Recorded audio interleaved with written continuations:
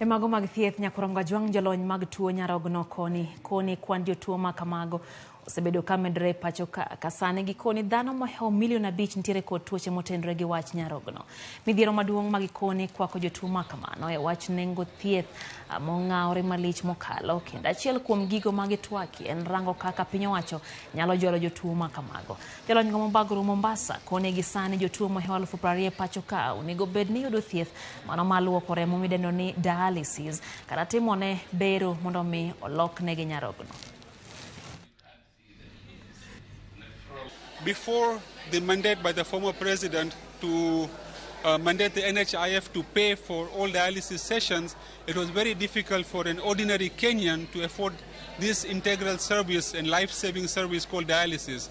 But now we are able to accord this service to majority of our patients. Currently we have more than 6,000 patients who are on dialysis.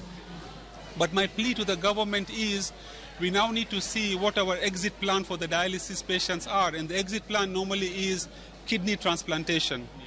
But if you look at it, paying 76,000 per month versus 40,000 a month is of course more easier for the NHIF to pay 40,000 for the medications. But unfortunately the medications are not covered by the NHIF post-kidney transplant.